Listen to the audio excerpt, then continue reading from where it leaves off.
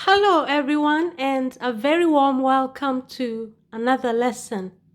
In this lesson, we're going to do an IELTS listening test part 3 questions 21 to 30.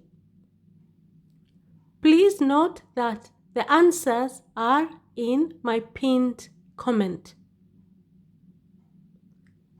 Are you ready to begin the test? I wish you all the best. Now, let's begin the test. You will hear two students called Jack and Alice discussing food labels that give information on the nutritional value of foods. First, you have some time to look at questions 21 to 26.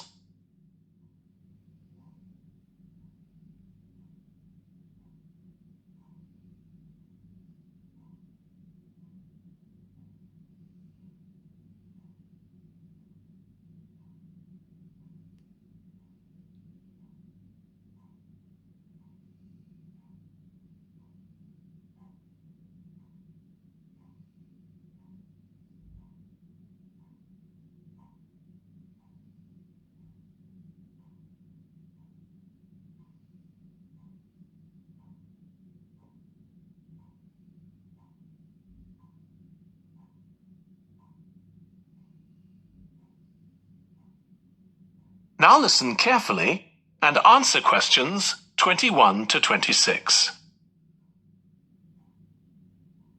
I still got loads to do for our report on nutritional food labels.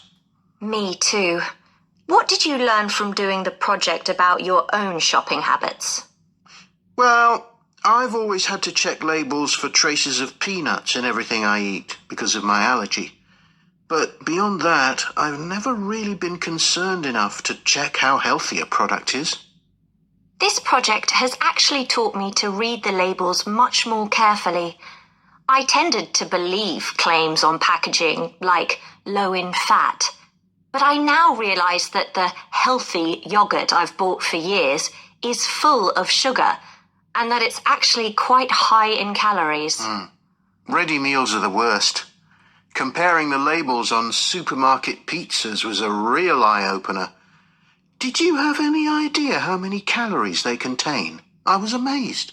Yes, because unless you read the label really carefully, you wouldn't know that the nutritional values given are for half a pizza. When most people eat the whole pizza. Not exactly transparent, is it? Not at all. But I expect it won't stop you from buying pizza. Probably not, no. I thought comparing the different labelling systems used by food manufacturers was interesting. I think the kind of labelling system used makes a big difference. Which one did you prefer? I like the traditional daily value system best, the one which tells you what proportion of your required daily intake of each ingredient the product contains. I'm not sure it's the easiest for people to use, but at least you get the full story. I like to know all the ingredients in a product, not just how much fat, salt and sugar they contain. But it's good supermarkets have been making an effort to provide reliable information for customers. Yes. There just needs to be more consistency between labelling systems used by different supermarkets in terms of portion sizes, etc. The labels on the different brands of chicken flavour crisps were quite revealing too, weren't they? Yeah. I don't understand how they can get away with calling them chicken flavour when they only contain artificial additives. I know. I'd at least have expected them to contain a small percentage of real chicken. Absolutely. I think having nutritional food labelling has been a good idea, don't you?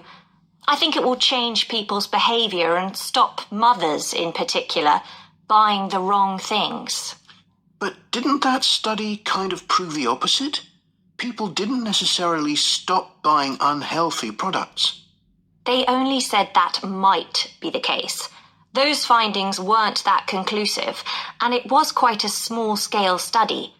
I think more research has to be done. Yes, I think you're probably right. Before you hear the rest of the discussion, you have some time to look at questions 27 to 30.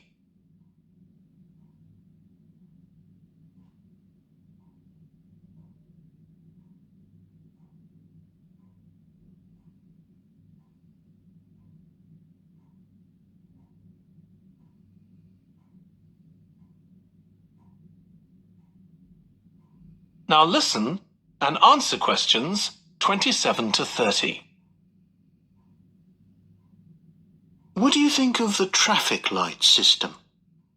I think supermarkets like the idea of having a colour-coded system, red, orange or green, for levels of fat, sugar and salt in a product. But it's not been adopted universally, and not on all products. Why do you suppose that is? Pressure from the food manufacturers. Hardly surprising that some of them are opposed to flagging up how unhealthy their products are. I'd have thought it would have been compulsory. It seems ridiculous it isn't. I know. And what I couldn't get over is the fact that it was brought in without enough consultation. A lot of experts had deep reservations about it. That is a bit weird. I suppose there's an argument for doing the research now when consumers are familiar with this system. Yeah, maybe. The participants in the survey were quite positive about the traffic light system. But I don't think they targeted the right people. They should have focused on people with low literacy levels, because these labels are designed to be accessible to them. Yeah. But it's good to get feedback from all socio-economic groups, and there wasn't much variation in their responses. No. But if they hadn't interviewed participants face-to-face, they could have used a much bigger sample size. I wonder why they chose that method. Dunno. How were they selected? Did they volunteer or were they approached? I think they volunteered. The thing that wasn't stated was how often they bought packaged food. All we know is how frequently they used the supermarket. That is the end of section 3. You now have half a minute to check your answers.